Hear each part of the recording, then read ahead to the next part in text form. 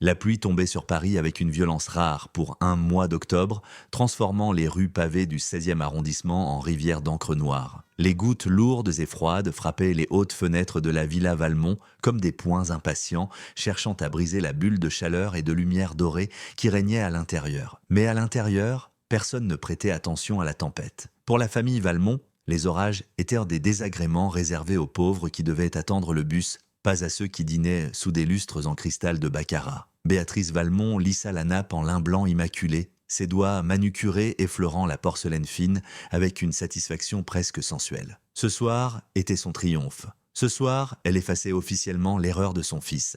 Adrien était assis à sa droite, rayonnant dans un costume sur mesure bleu nuit qui soulignait sa carrure athlétique, celle d'un homme qui n'avait jamais eu à porter autre chose que ses propres ambitions. À ses côtés, Chloé, sa nouvelle compagne, brillait littéralement. Chloé était tout ce qu'Elara n'avait jamais été. Elle riait fort, la tête rejetée en arrière, exposant une gorge ornée d'un collier de diamants si éblouissant qu'il semblait capturer toute la lumière de la pièce. Elle portait une robe de soie rouge qui coûtait probablement plus cher que la voiture que conduisait l'ex-femme d'Adrien. Chloé était directrice des relations clients au sein du groupe Sinclair, la même entreprise gargantuesque qui employait toute la famille Valmont, mais elle se comportait comme si elle en possédait les murs. Henri, le père d'Adrien et vice-président respecté, leva son verre de vin rouge, un millésime hors de prix. À l'avenir, déclara-t-il d'une voix grave, à Adrien et Chloé.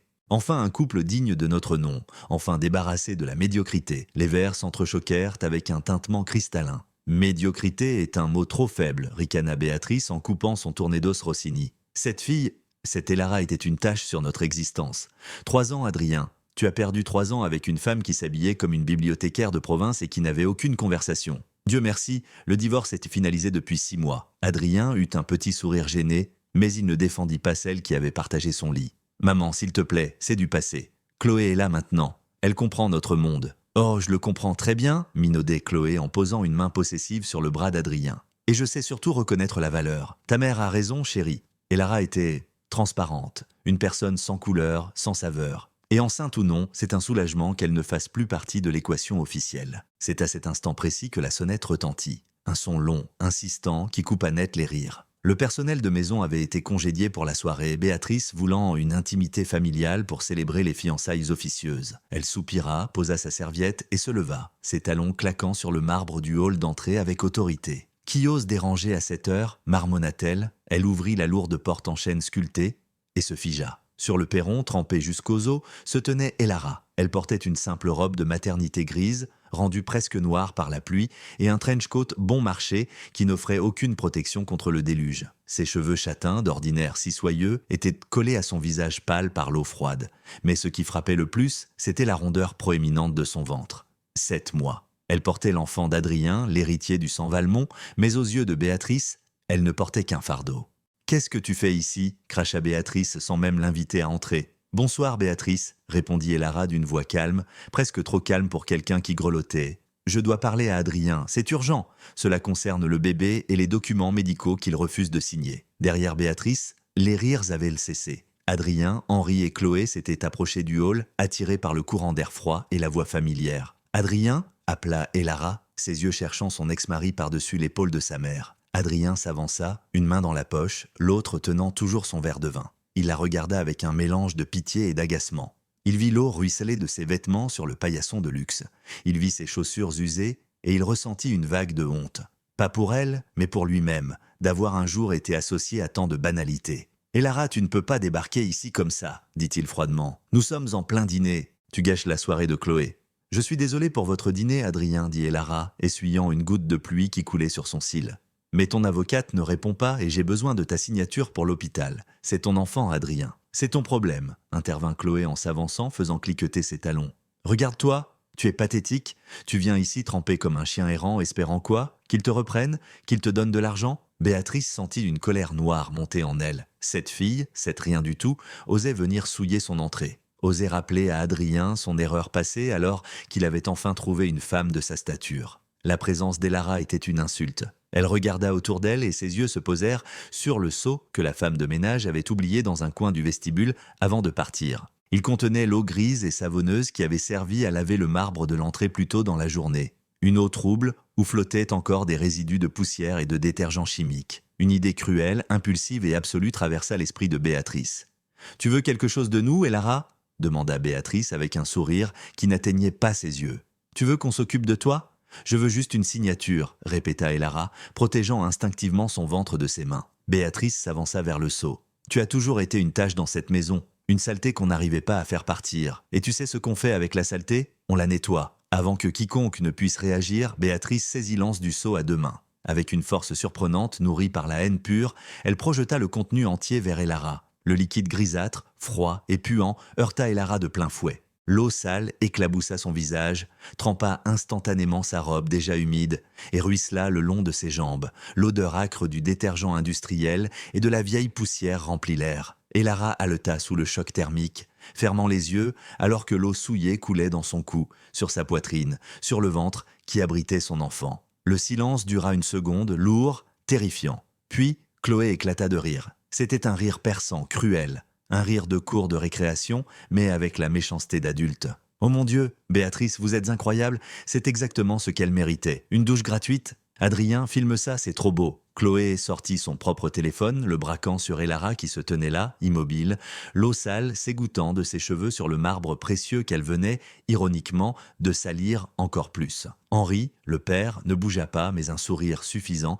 étira ses lèvres. Il observait la scène comme un empereur romain regardant un chrétien dans l'arène. Adrien, lui, eut un moment d'hésitation. Il vit son ex-femme, la mère de son futur enfant, couverte d'eau de serpillière. Mais en entendant le rire de Chloé et en voyant la puissance dans les yeux de sa mère, il céda à sa lâcheté habituelle. Il se mit à rire aussi, un rire forcé, nerveux, mais un rire quand même. « Maman, c'est radical », dit-il en ricanant. Mais peut-être qu'elle comprendra le message cette fois. « Tu n'es rien, Elara !» hurla Béatrice, le seau vide, pendant au bout de son bras, se sentant invulnérable. « Tu n'es rien, tu pensais pouvoir nous manipuler avec cette grossesse? Nous sommes les Valmont, nous dirigeons des départements entiers, nous vivons dans un monde auquel tu ne pourras jamais accéder. Disparais, retourne dans ton studio miteux et laisse mon fils et sa vraie fiancée tranquille. » L'eau sale formait une flaque grandissante autour des chaussures usées d'Elara.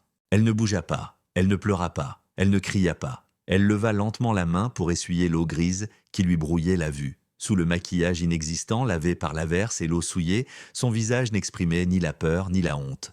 Il exprimait quelque chose que Béatrice n'avait jamais vu chez elle auparavant. Une autorité glaciale, une calme détermination qui fit soudainement frissonner Adrien. Elara plongea sa main dans la poche trempée de son trench coat. « Attention, elle va sortir un mouchoir sale » gloussa Chloé, toujours en train de filmer. Mais Elara ne sortit pas un mouchoir. Elle sortit un téléphone dernier cri, un modèle noir, épuré, qui semblait étrangement luxueux entre ses doigts, rouges de froid. Sans quitter Béatrice des yeux, sans même regarder l'écran, elle appuya sur une touche préprogrammée et porta l'appareil à son oreille. Le rire de Chloé s'estompa légèrement, remplacé par une curiosité malsaine. Qui pouvait bien appeler cette femme à une heure pareille? La police? Sa mère? Elara soutint le regard de son ex-belle-mère. L'eau sale goûtait de son menton, mais elle se tenait plus droite qu'une reine. Sa voix, lorsqu'elle parla, était d'une clarté terrifiante, coupant à travers l'atmosphère festive comme une lame de rasoir. « Allô Julien, c'est moi » dit Elara. Il y eut un silence à l'autre bout, puis elle reprit, articulant chaque mot avec une précision chirurgicale. « C'est le moment, active le protocole Némésis. Je veux que tu viennes les chercher, tous. Et Julien, appelle le conseil d'administration. Dis-leur que la propriétaire arrive. » Adrien fronça les sourcils. « Julien, le conseil d'administration? De quoi elle parle ?» demanda Henri, son sourire s'effaçant pour laisser place à la confusion. « Elle délire » railla Béatrice, bien que sa main serrant le seau commençât à trembler légèrement. La pauvre fille a perdu la tête. Elara raccrocha lentement son téléphone.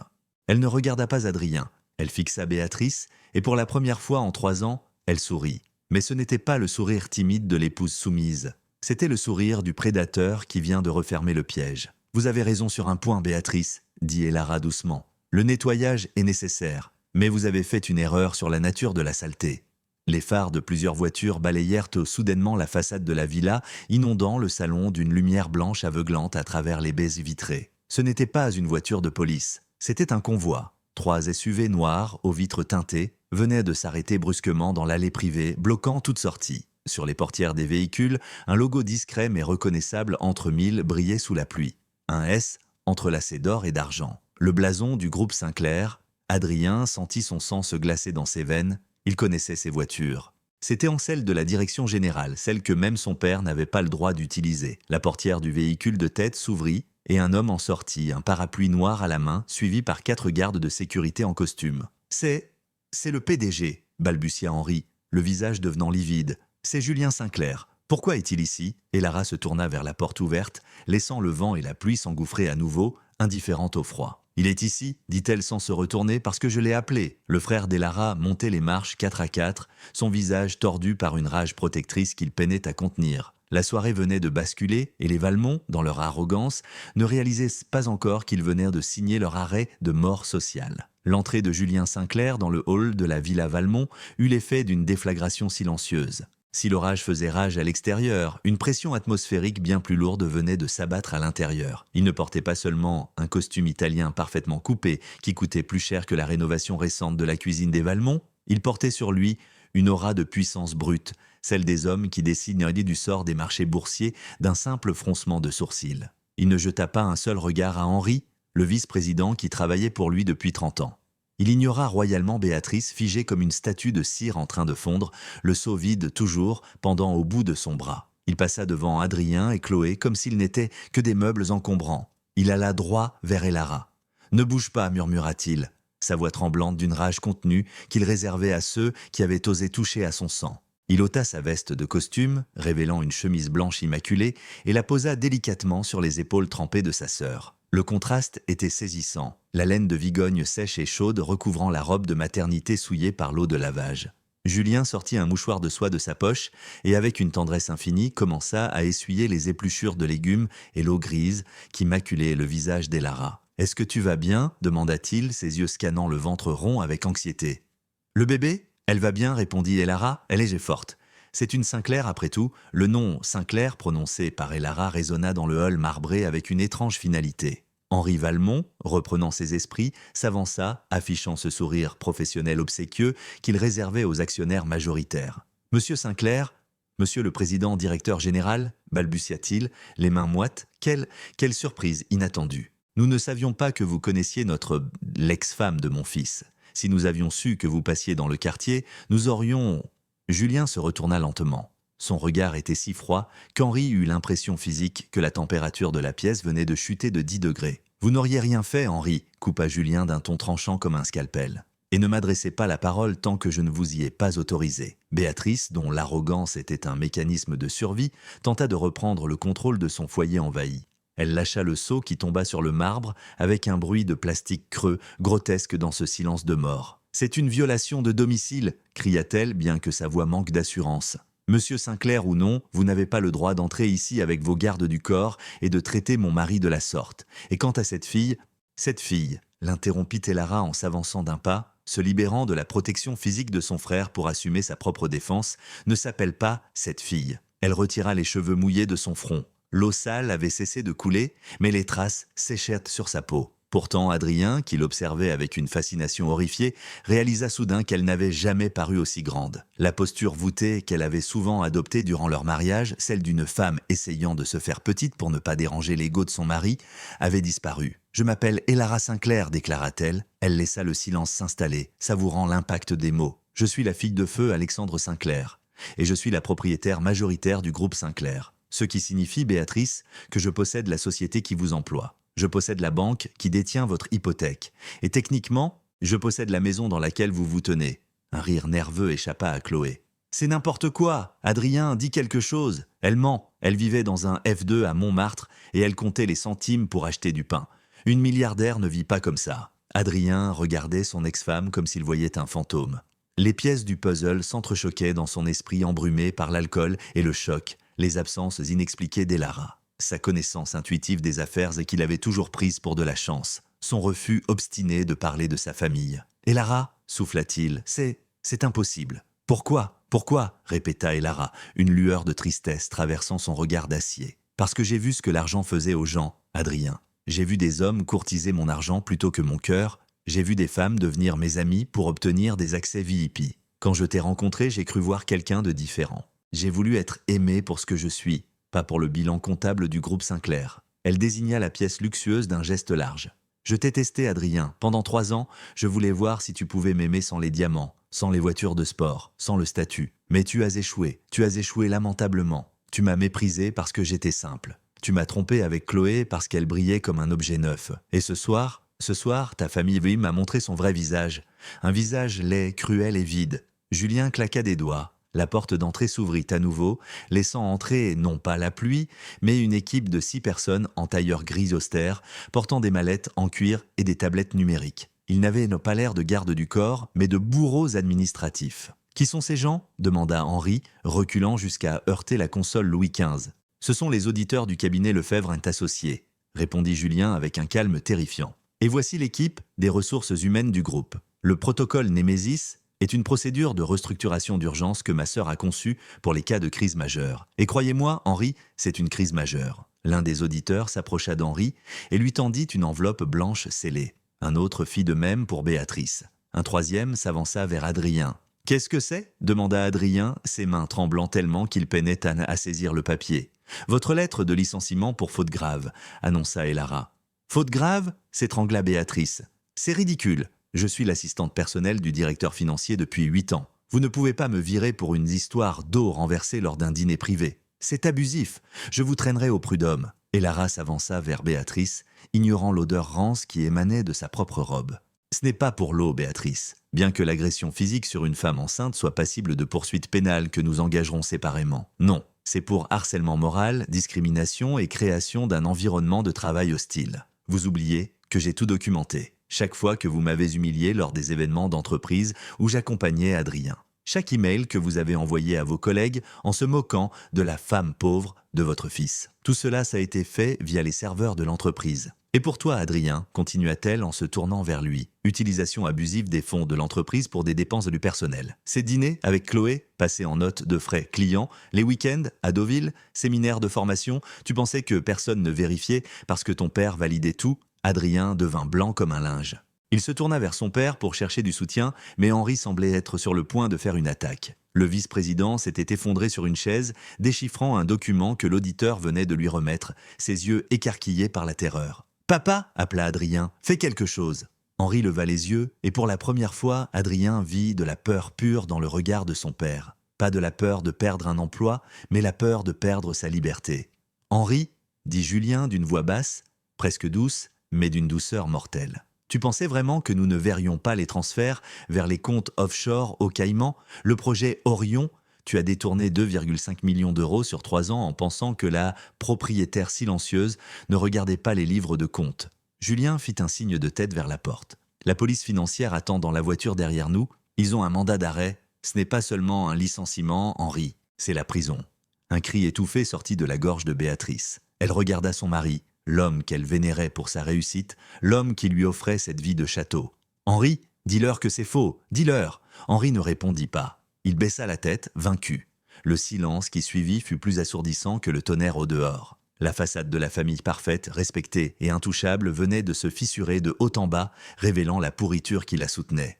Chloé, réalisant que le navire coulait, tenta une manœuvre désespérée. Elle recula doucement vers la sortie, essayant de se faire oublier. « Je crois que je vais y aller, » bredouilla-t-elle. « C'est une affaire de famille, je ne devrais pas être là. »« Reste là, Chloé, » ordonna Elara sans élever la voix. Chloé se figea, une main crispée sur son sac à main de créateur. « Je n'ai rien fait, je ne travaille même pas directement pour toi, je suis juste... »« Tu travailles pour Sinclair Mode, une filiale à 100% de ma holding, » corrigea Elara. « Et tu portes quelque chose qui m'appartient. » Elara pointa du doigt le magnifique collier de diamants qui scintillait autour du cou de Chloé. Ce même collier qu'elle avait exhibé avec tant d'orgueil quelques minutes plus tôt. « Adrien t'a dit qu'il l'avait acheté, n'est-ce pas ?» demanda Elara. Chloé hocha la tête fébrilement. « Oui, c'est un cadeau, il l'a acheté chez Cartier. »« Faux !» dit Elara sèchement. « Ce collier est le prototype Étoile du Nord de notre prochaine collection haute joaillerie. Il a disparu du coffre-fort du bureau d'Henri la semaine dernière. Adrien ne l'a pas acheté. Il l'a volé dans le bureau de son père pour te le donner et son père l'a laissé faire. » Adrien ferma les yeux. La honte était désormais totale.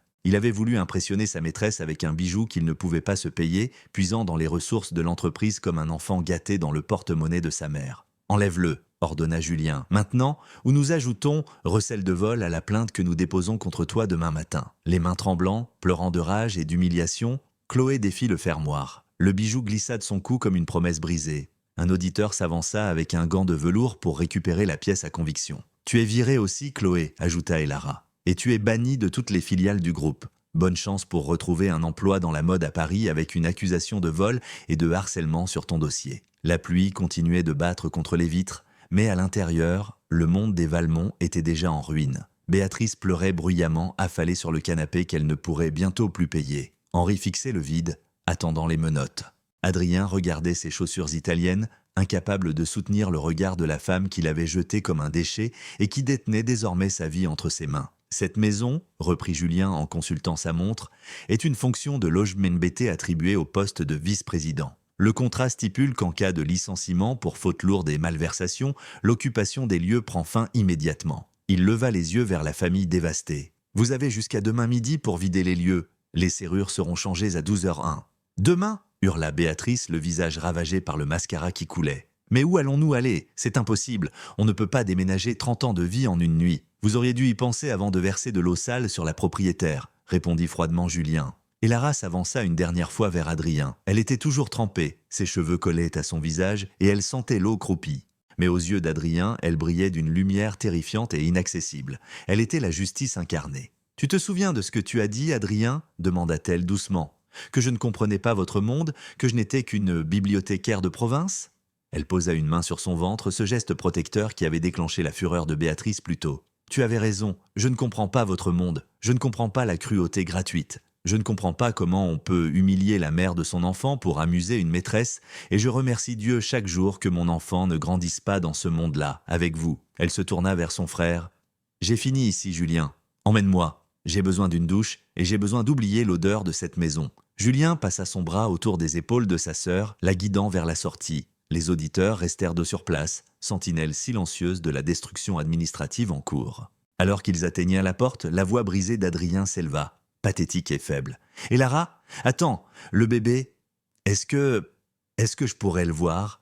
Et Lara s'arrêta sur le seuil, la pluie fouettant son visage, lavant enfin les traces de l'eau sale. Elle ne se retourna pas. « Tu as ri, Adrien, dit-elle simplement. Quand ta mère m'a souillé, tu as ri. » La porte se referma lourdement derrière eux, laissant les Valmont prisonniers de leur palais doré, qui se transformait minute après minute en une prison de dettes et de regrets. Le bruit des sirènes de police commençait à se faire entendre au loin, se mêlant au grondement de l'orage, annonçant la fin définitive de leur règne. Le claquement de la lourde porte en chêne, se refermant sur Elara et Julien, résonna comme le coup de feu d'un peloton d'exécution. Mais personne ne mourut, c'était pire. Le silence qui s'ensuivit dans le hall de la villa Valmont n'était pas vide. Il était saturé d'une terreur blanche, une panique froide qui s'infiltrait dans les os plus sûrement que l'humidité de l'orage extérieur. Pendant 10 secondes, personne ne bougea. Le tableau était saisissant. Henri, affalé sur sa chaise Louis XVI, le visage gris cendre, Béatrice, le maquillage ravagé, fixant la flaque d'eau sale où flottaient encore quelques épluchures de pommes de terre,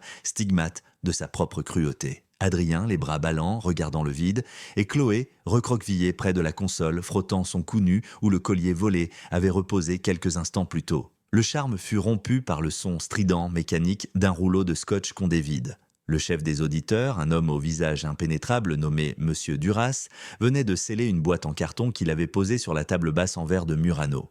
« Monsieur Valmont, dit Duras sans lever les yeux de sa tablette, veuillez poser votre téléphone professionnel et votre ordinateur portable sur la table. Immédiatement, tout appareil contenant des données du groupe Sinclair est désormais sous séquestre. Vous ne pouvez pas faire ça ?» murmura Henri, la voix éteinte. « J'ai 30 ans de maison. J'ai construit ce département. » « Vous l'avez pillé, corrigea Duras sèchement. Les preuves numériques sont accablantes. Le détournement via la société écran Orion est tracé. C'est à cet instant que le hurlement des sirènes déchira la nuit. Ce n'était pas le son lointain de la circulation parisienne. C'était proche, hurlant, envahissant. Des lumières bleues giratoires traversèrent les rideaux de soie, balayant le salon d'éclat stroboscopique, transformant les visages défaits des Valmont en masques fantomatiques. Béatrice sursauta violemment, comme si elle avait été frappée. « La police ? Non ? Henri, dis-leur de partir. Appelle le préfet. Tu connais le préfet. » Henri leva vers sa femme un regard rempli d'une infinie lassitude. « Le préfet ne dîne qu'avec les hommes puissants, Béatrice. Je ne suis plus personne. » La porte d'entrée s'ouvrit à la volée, non pas par la main d'un valet, mais poussée par 2 officiers de la brigade financière, suivis d'un commissaire à l'air sévère. L'eau de pluie s'engouffra de nouveau dans le hall, mais cette fois, elle n'apportait pas une femme enceinte demandant de l'aide, elle apportait la justice d'État. « Henri Valmont ?» demanda le commissaire. Henri se leva péniblement.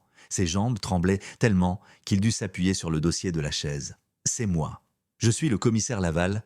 Vous êtes en état d'arrestation pour abus de biens sociaux, faux et usage de faux, et détournement de fonds en bande organisée. Le cliquetis des menottes en métal froid fut le son le plus humiliant qu'Adrien ait jamais entendu. Voir son père, cet homme qui portait ses costumes 3 pièces comme une armure, se faire tourner face contre le mur, les mains tordues dans le dos, brisa quelque chose en lui. L'image du père tout-puissant s'effondra en poussière. « Non !» hurla Béatrice, se jetant vers les policiers, ses ongles manucurés griffant l'air. « Laissez-le, c'est une erreur, c'est cette fille, c'est Elara, elle a tout inventé. Elle est folle, c'est une vengeance. » Un policier repoussa fermement Béatrice sans brutalité mais sans ménagement. « Madame, calmez-vous ou vous nous accompagnerez pour entrave. »« Maman, arrête !» cria Adrien, sortant enfin de sa torpeur. « Tu ne vois pas que c'est fini ?» Henri fut escorté vers la sortie, la tête basse, sous la pluie battante. Il ne se retourna pas pour regarder sa maison ni sa femme. Il savait que le château de cartes venait de s'effondrer sur eux tous. Une fois la porte refermée sur la police et Henri, l'atmosphère dans la villa changea.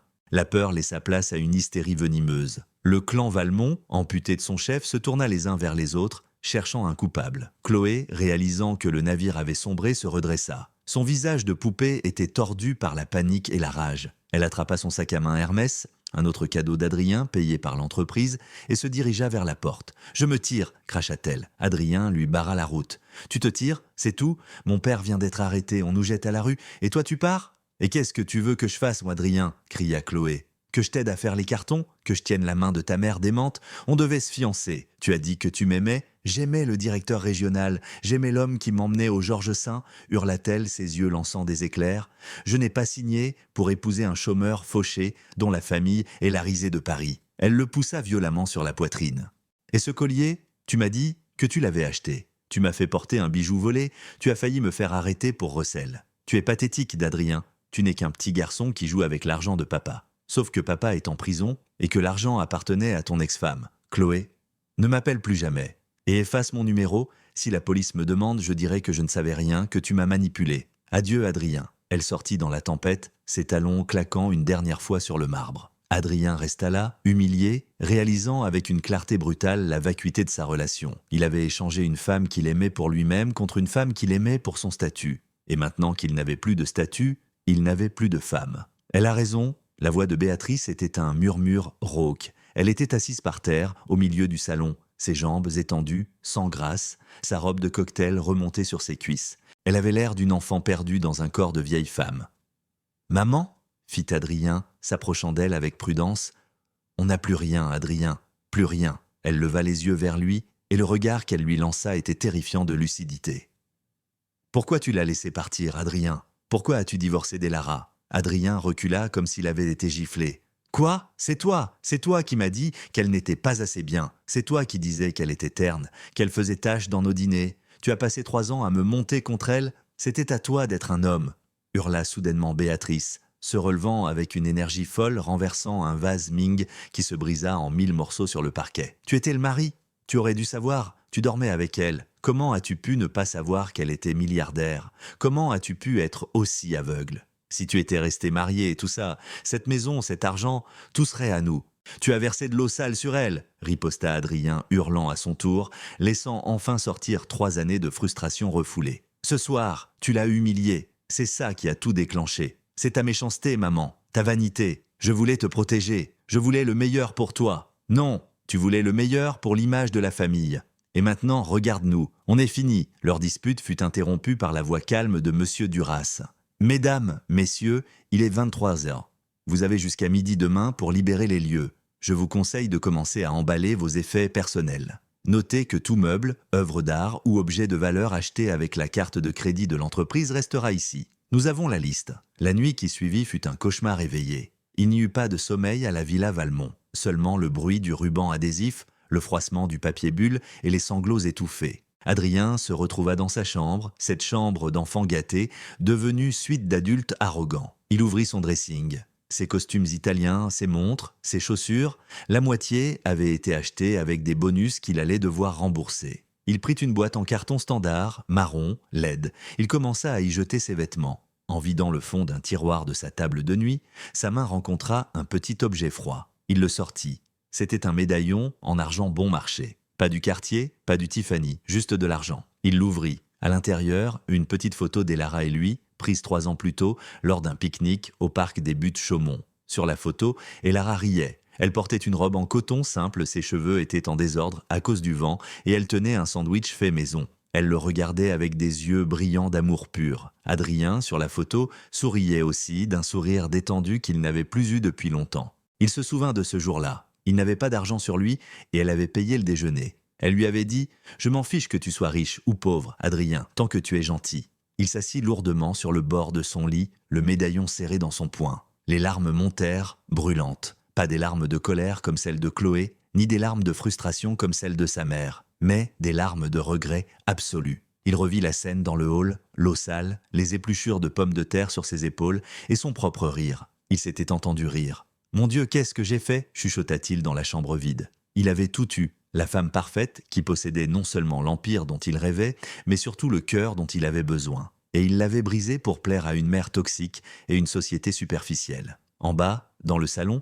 Béatrice errait comme une âme en peine, elle touchait les murs. Elle caressait le velours des fauteuils. Un auditeur la surveillait du coin de l'œil, s'assurant qu'elle ne volait pas l'argenterie. Elle s'approcha de la grande cheminée où trônait un portrait à l'huile de la famille Valmont, peint l'année précédente.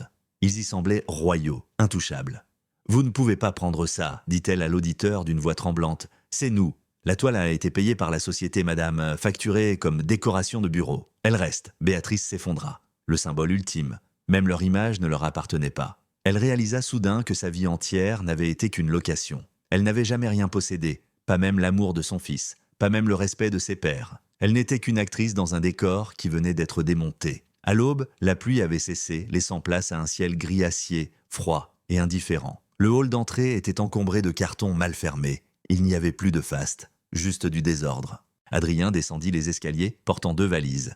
Il portait un jean et un pull simple, le costume de la veille lui semblant désormais un déguisement grotesque. Il avait les yeux cernés, rouges. Béatrice était assise sur une chaise pliante, serrant son sac à main contre elle. Elle semblait avoir vieilli de 10 ans en une nuit. « Le taxi est là, maman, » dit Adrien doucement. « Où allons-nous » demanda-t-elle, perdue, chez tante Solange, à Melun. Elle a accepté de nous héberger dans la chambre d'amis pour quelques jours. « Melun » répéta Béatrice avec horreur. « Dans un HLM ?»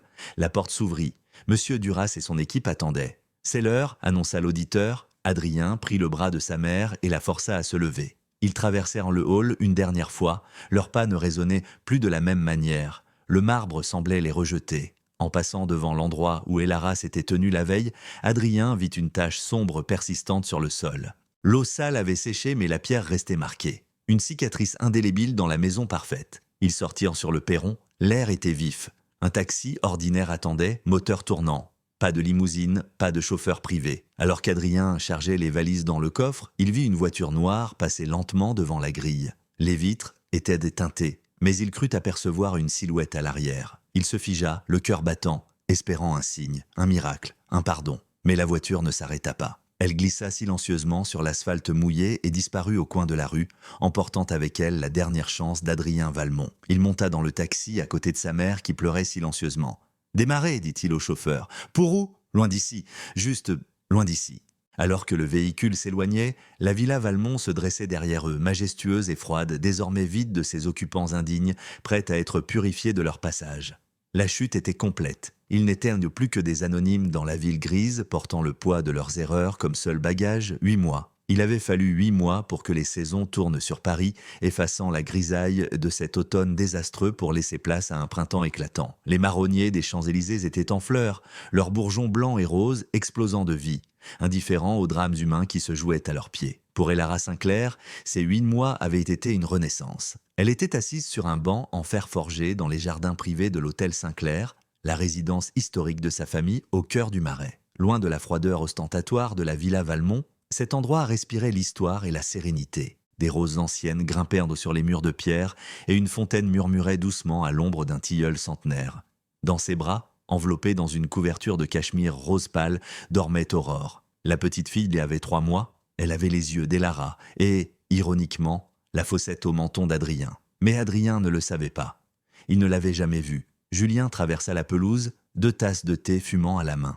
Il avait troqué ses costumes de PDG impitoyable pour une chemise en lin décontracté. Depuis la nuit du dîner, comme il l'appelait peu sobrement, Julien avait pris son rôle d'oncle très au sérieux, érigeant une forteresse de protection autour de sa sœur et de sa nièce. « Elle dort ?» chuchota-t-il en s'asseyant à côté d'elle. « Comme un ange, répondit Elara, caressant la joue rebondie du bébé. Elle a enfin arrêté de lutter contre le sommeil. Julien sourit, puis son visage devint plus sérieux. J'ai reçu le rapport final des avocats ce matin.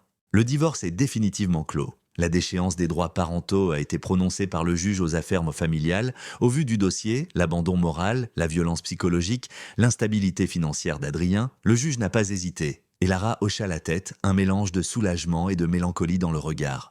C'est étrange, Julien. Je ne ressens pas de joie, juste de la paix.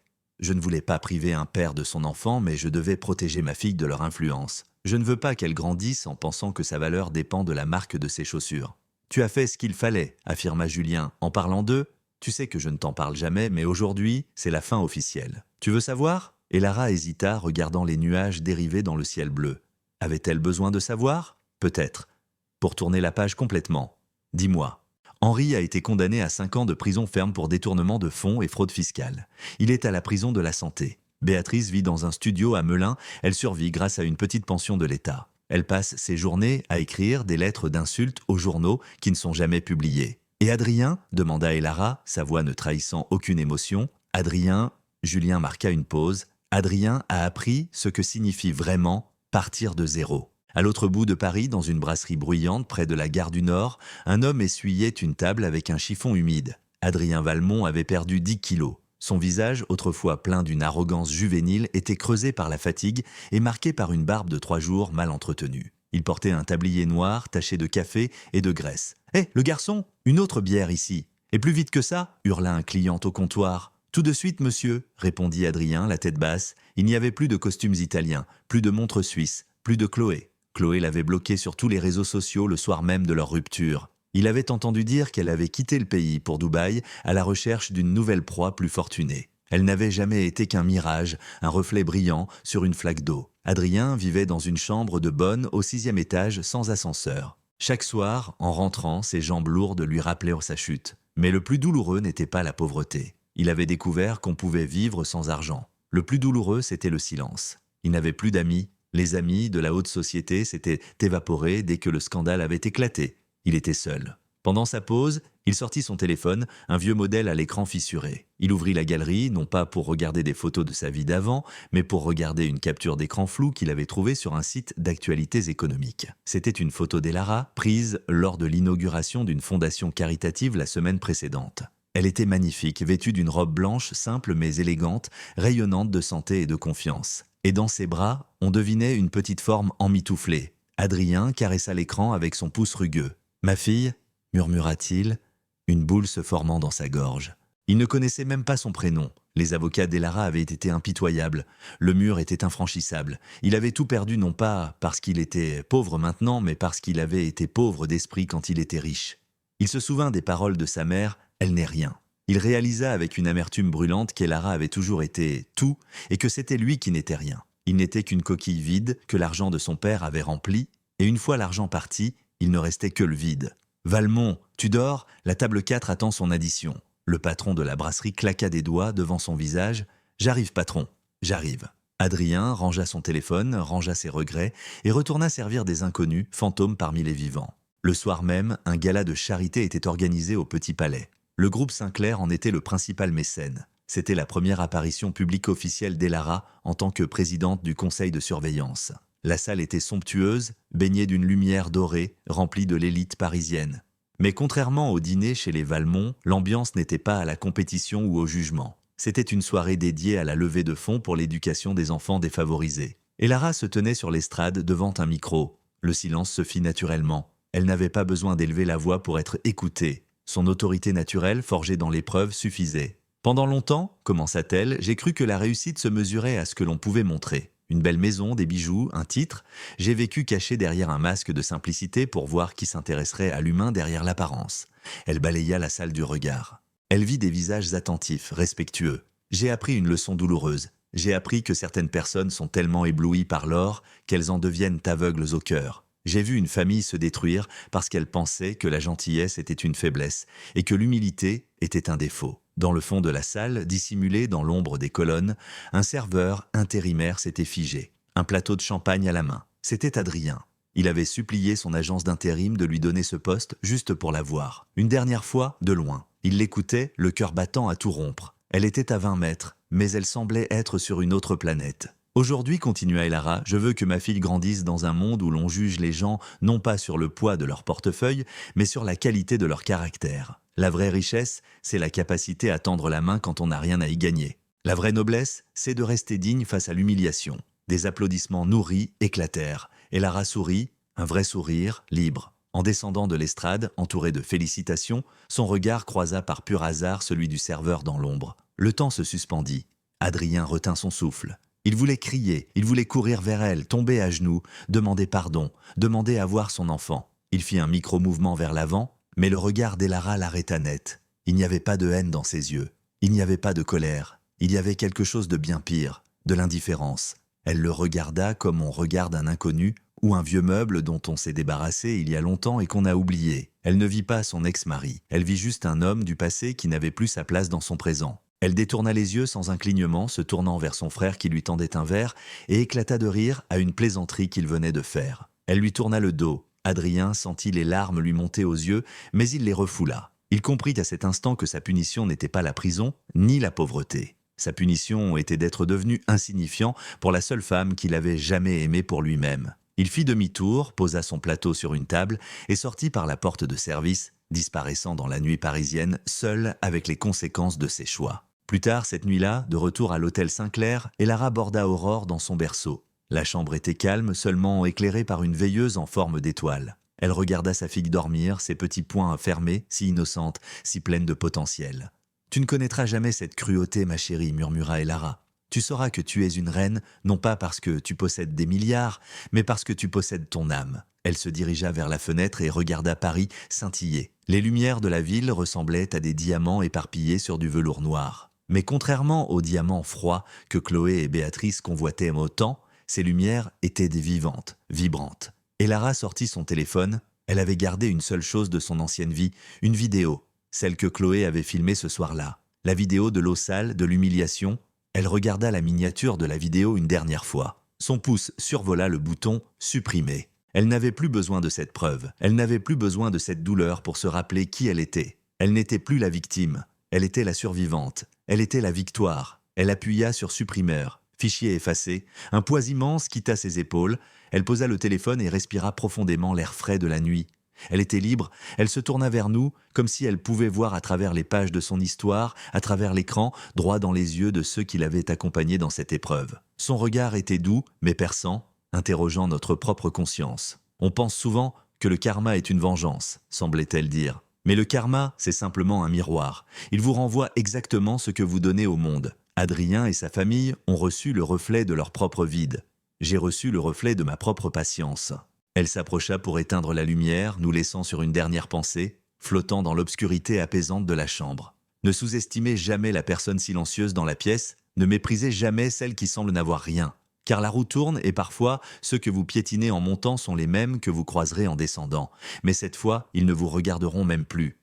La lumière s'éteignit. L'histoire des Valmont était terminée. L'histoire d'Elara et d'Aurore ne faisait que commencer. C'était l'histoire d'Elara et de sa revanche silencieuse. Une histoire qui nous rappelle que le véritable statut d'une personne ne se lit pas sur son compte en banque, mais dans la manière dont elle traite ceux qui ne peuvent rien faire pour elle. Et vous, dites-moi en commentaire, depuis quelle ville ou quel pays avez-vous suivi cette histoire? Je suis curieux de savoir jusqu'où la légende d'Elara a voyagé. Et surtout, une question pour vous. Avez-vous déjà été témoin d'une situation où quelqu'un a été mal jugé à cause de son apparence modeste, avant de révéler sa vraie valeur? Racontez-moi votre expérience ci-dessous. Votre histoire mérite d'être entendue. À bientôt pour une nouvelle aventure.